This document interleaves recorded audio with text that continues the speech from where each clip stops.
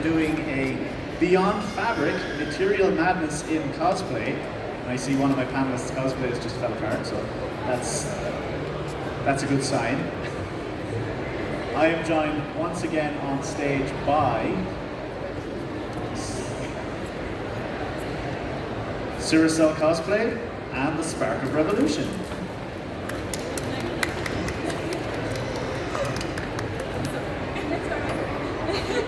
Maybe we can explain what happened. Hello again. Hello. The ears use magnets, and I put one of the magnets in the wrong way. So they're now repelling instead of attracting, which is not ideal. It's alright, I just don't have ears for now. It's alright, everything is fine. Why don't we start with some introductions? My name is Tabitha. My cosplay handle is the Spark of Revolution. I've been cosplaying since about 2007. I like to make my own costumes, and I recently got a 3D printer and a resin printer, and I'm having lots of fun with those for making stuff for cosplay. My name's Mariam. My handle is Ceres Cosplay. I have been cosplaying since 2013-ish, something like that. I have an embroidery machine, I crochet, I do all that kind of thing as well. Thank you. So with fabrics and with different types of materials, how many are there? Infinite. One of the really cool things about cosplay is that you can make a costume out of anything.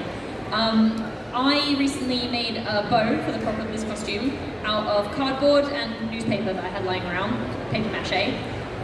You don't have to buy the fancy thermoplastics and foams to make costumes and actually have fun with them.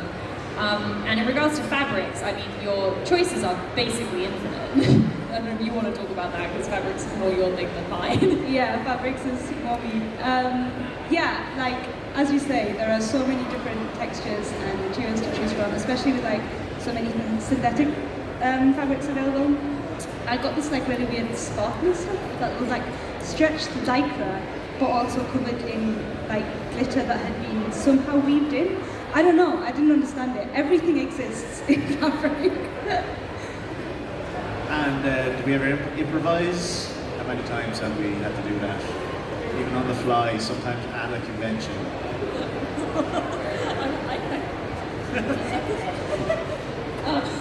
Okay, I've got a fun one. So I really like different textiles in fabric. So I like using a lot of like velvets and things like that, and I like using fabric to cover foam. So one day I turned to Mariam and I said, I really want to cosplay Gilgamesh from Fate. You know, he has these tattoos. And Mariam went, yeah. And I went, do you think you can just henna my entire upper body with this character's tattoos? So we did that, and then we realized I still had to wear something over my chest for public decency. So I then, the morning of the con, was going through my scarf box and basically trying to find a scarf which was the same kind of pattern and texture to match the rest of the costume, so that it wouldn't look like I had very clearly forgotten that I still needed to wear a shirt as part of cosplay. Which I did forget that I still needed to do that. So we ended up with this like improvised halter top made of a scarf. It did not work. It was too windy for that nonsense. It was November in Milton Keynes. Like, I was going to say, if it worked, but I mean, I guess it didn't. It looked good on pictures. It did not work while playing Rock Band. It worked for as long as we needed it to work, but it was quite a casual, small convention. So when it became quite apparent that the scarves were not ideal, it was alright. We could we could fix it. But you can see this is a trend though. I mean, we are again covered in henna today. Yeah, absolutely. And cosplay is a fantastic opportunity to reuse something that has had a previous life. Do we upcycle? What's a good way of doing that? Where are good places to go? So the best place to go for upcycling is your own wardrobe, because the idea is supposed to be sustainability and not buying anything new and using what you have and giving it a new life. Of course, if there's nothing in your wardrobe that you want to turn into a costume, which fair enough, second-hand shops, etc. are really good. I upcycled quite recently for a costume we did only a couple of months ago, where I just bought this great big navy blue top that had the right kind of colour and cut it up, changed it into the same shirt that the character wore. So yeah, upcycling for costumes is not that difficult actually. And it's really fun as well. I had a school uniform when I was 12 and I left that school and I kept the uniform because it looked really cool, and then I ended up using the uniform to make a Danganronpa cosplay because the character had a short blue pleated skirt, and I went, well, I have a long blue pleated skirt from when I was 12 years old, I probably still fit into it and I can just cut it, and then the rest of the fabric left over from the fact I had to shorten it, I actually used to make the collar of the school uniform top. But of course we do recognise that being the same size as you were when you were 12 years old is not necessarily true for everyone. And a lot of the time the clothes that you are throwing away or that you don't want anymore are because they don't fit or whatever, like something like that. You can still use those, you can still upcycle them, you just insert panels, you cut them up and you use them in different ways. Always be creative. Yeah, what was a skirt before might be a bracer now or something. Yeah. And practice. It's always good to practice before starting some sort of a large project. Any good advice there? Yeah, start small. So a number of years ago now, I wanted to get into making armor, and I thought, okay, I'm seeing all these really cool armor builds that I'd like to try, but this looks way too over the top. Where am I supposed to start? I don't know how to work with foam. So I went to the local craft shop, bought a couple of 2mm sheets of foam, and basically just tried to make a gauntlet. And every single time I did a project, I would try and incorporate more and more foam work into it in order to learn a new skill. And the best part about it is then you look at something you made a couple of years ago and you go, oh dear. But that's fun because then you can go back and you can remake it. And then in a couple of years' time, you'll go through the same process over and over again. And a lot of kind of using more creative materials and things like that do require a lot more of a learning curve. Even as simple as like actually learning how to use stretch fabric. We don't think about the fact that stretch fabric is super different from, you know, regular gold fabric that you're just putting on your body and you're done. You need different needles, you need different stitches.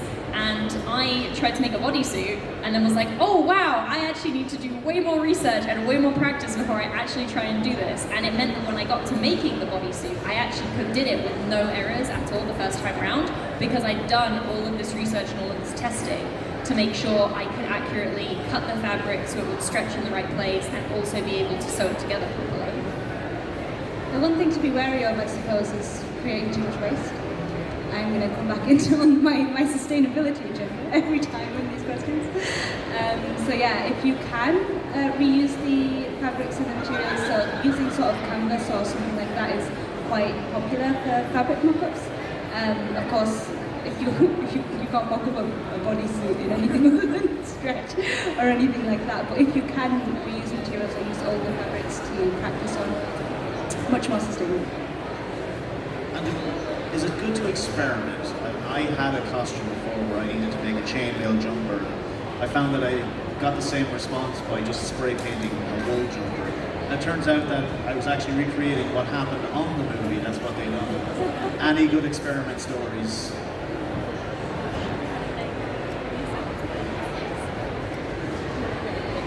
Okay, yeah, experimenting is always very good and very fun, and you're right, it can sometimes just end up being exactly what you want it to be. It can sometimes go wrong, and you need to, I think, be mentally prepared for the possibility that it's just not going to work. I see you nodding, I think.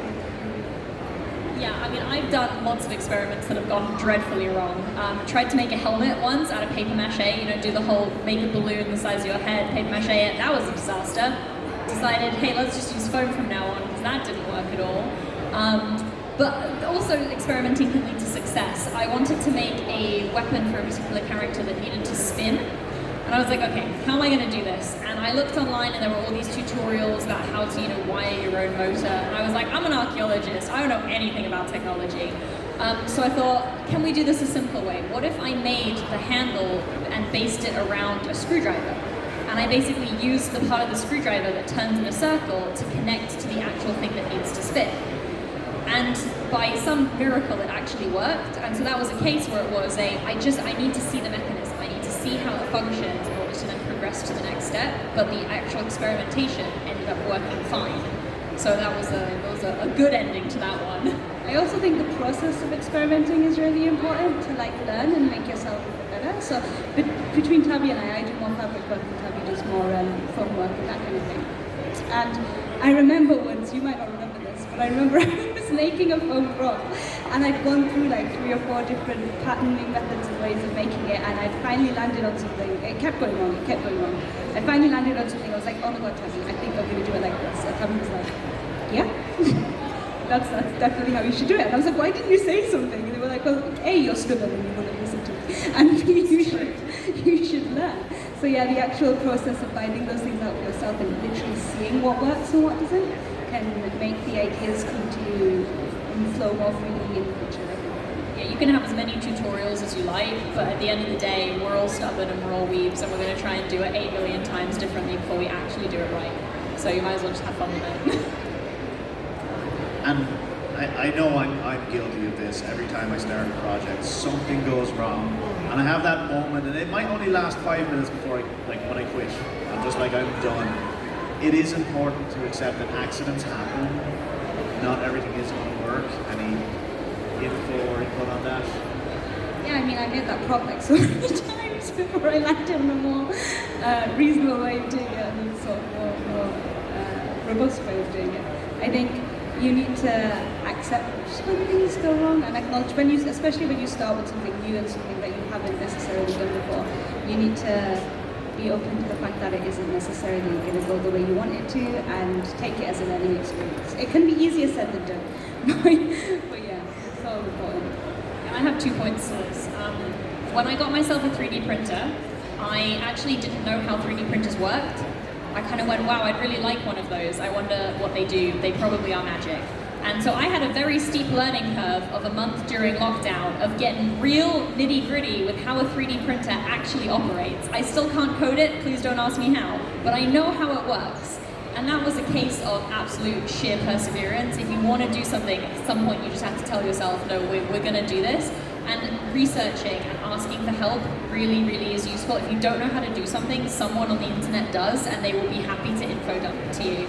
So when I was like, I don't even know how to set up this 3D printer, I just went on my Facebook and I found people who knew what they were doing, and basically they helped me step by step. The other thing, and I think this is really key for like when you hit a wall in projects, and maybe Mary won't agree with me on this one, but I always find that I manage to get over my slumps of hitting a wall in projects when I've made a plan to wear that costume with someone else, because then there's a level of accountability to it. It's not you just going, my ego is hurt because this didn't work. It's, my ego is hurt, this didn't work, but we are going to have such a fun time when we run around a convention hall in these in 2 months' time, and that really like keeps you going through times when like it's really difficult. And obviously doing stuff with friends also means when you do hit a brick wall, you can just message people and be like, what do? I don't know what to do, please help. Yeah, we do all of our costumes more or less as duo, and it's definitely motivating, especially when this one's finished the costume like 3 weeks before me, and I'm sat there going, oh god. Production strikes at the weirdest times. And do we have any good resources out there for reaching out to, for looking up for advice on what materials you should be using and techniques on how to attach this piece to that piece? Like, what do you use when you want to find out some information? I mean, personally, I use Tabby because the things I don't know, Tabby tends to know. But on a sort of more like broader scale, there are some really nice online communities as well, like Facebook groups and stuff, UK Cosplay Community, Hawaii Cosplay Community exists. There's places like that where people do literally just post a picture, say, what is this called on this costume, because I can't figure out how to make it, and someone with that skill will reply and be like, oh, that's this, you're looking for this kind of pattern, this is what you're trying to go for.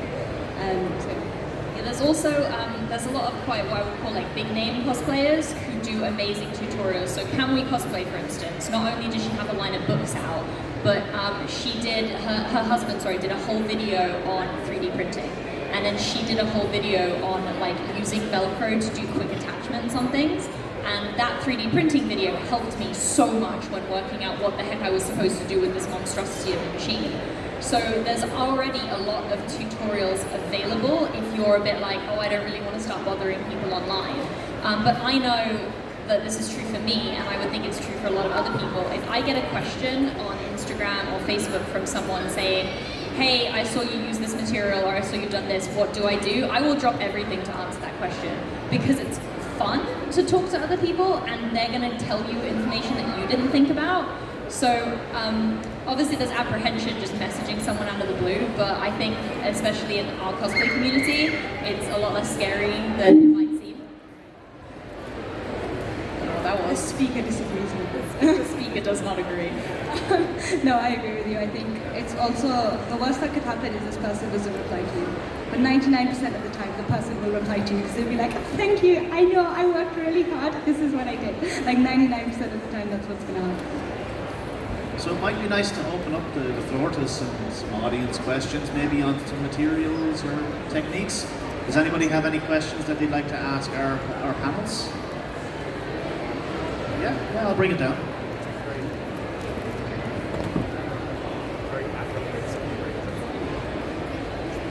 Hello. Don't worry, you're good. You're good. So We're listening, I promise. I just want my ears back. understandable. I like mine myself. So I got to wanting to cosplay recently. I mean, I've wanted to for a long time, but apprehension. And it's a case of I don't know where to begin. I want to take up sewing, but it's like it's very overwhelming at the start. How do you sort of break it down into learning new things? I think I would say start simple. So I think for both of us, there are costumes that we saw when we were 12 or 13 and we were like, oh my god, I definitely want to make that. We didn't start with those costumes though, because we didn't have the skills. So yeah, start simple, find costumes and characters that inspire you, characters you like, that you want to cosplay, that don't necessarily have the most complicated outfits. And if you can do that, and if you can find things that are, it's a school uniform or something like that, and it's a pair of trousers that you can find a guide for, and build up your skill set, slowly. You will be more motivated that way. If you try and tackle something big and try and just go for something that is overwhelming, you just won't finish the project and you'll be disheartened, I think. Whereas if you start small and you can finish something and then you have a finished product and you're looking at it thinking, wow, I made that, that's a really motivating feeling, I think. So that would be my advice. Modification is a really good place to start, right? If you've never made a piece of clothing before, trying to make a piece of clothing from scratch, it's like trying to tell someone to draw a baby when they've never seen a baby, right? It's not going to work.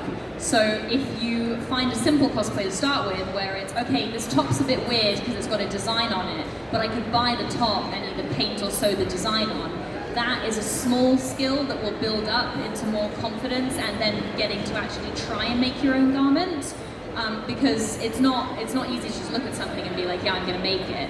So yeah, start with really small things, but also just use things as bases until you're comfortable with actually making the bases themselves, and you'll be much happier with your cosplay experience because it will be so much less stressful. And also just start with the skills that you are more comfortable in. If you think you grew up, I don't know, doing film work or craft work or painting and that kind of thing is more your home than fabric, then, buy your costume and make your prop and keep going from there, right? That's something that everyone does. All the embroidery on my costume is done by Mariam, and the 3D printing on Mariam's costume is done by me, because I'm not going to learn a skill that I have absolutely no experience in, and vice versa. Can the owner of vehicle car registration SV11NPZ please move your vehicle as it is causing access issues? Sorry, that's me, guys. Yeah, start small, have a workable goal in mind, and have fun with it. If you find that it's stressful and you're not having fun with it, it's not worth your stress. Thank you very much. Do we have anyone else that would like to ask a question? Yeah, down here. I came into this panel a bit late, so apologies if you've already talked about this, but especially with how big your costumes are, I'm curious how you store your cosplay. I think we have different answers to this. My answer is, so fabric pieces and fabric clothes, I have a chest of drawers and I have all of the fabric pieces for each costume gets folded into like a little bag and sort of filed in the drawers. The bigger pieces, I don't have as much of like armor and like tails and stuff, so the only like decent sized armor build I have is currently just on a mannequin with the costume. And I only just finished this, I don't know where I'm gonna put it. I have piles. Just piles of cosplay. It's all related, it's all sorted, but it's just a pile. And then I stack another Glad you one on finished top that of sentence. it. Yes. And I stack another one on top of it, and then another one, because all of my builds are massive and armor, and there's nowhere for them. And it is a disaster. This hat I'm wearing, I don't know where it's gonna go. I haven't thought about it, and I'm not gonna. Do we have any more questions? I think we have time for one more. I'll ask it. What are your favorite types of materials? You first. For me, I'm torn between foam and resin printing now. Foam I just love because it's super cheap, it's super accessible, and it requires basically like no budget to actually make stuff out of. So my hat that I'm wearing is foam, hot glue, and like acrylic paint. This probably cost me like £10 to make. And that's brilliant because it makes it so accessible to make really nice looking props and armor pieces. So yeah, I think I'm gonna go with foam. For me, I think it has to be fabric. I've been sewing since I was like 10. Pick a fabric, coward. I'm not gonna pick a cotton fabric. That's not how it works. Not stretch. Anything else? We're currently making outfits that we are trying to. The series is in ancient Egypt. So I've been working a lot with linen, and I actually really like linen. I didn't realize how much I hated synthetic fabrics until I wasn't working with them anymore. That's weird. All right, thank you very much. I think we'll end it there. Again, I want to thank the Sparkle Revolution and Ceres Cosplay for joining me on stage. Thank you very much, and we'll see you again later on. Thank you.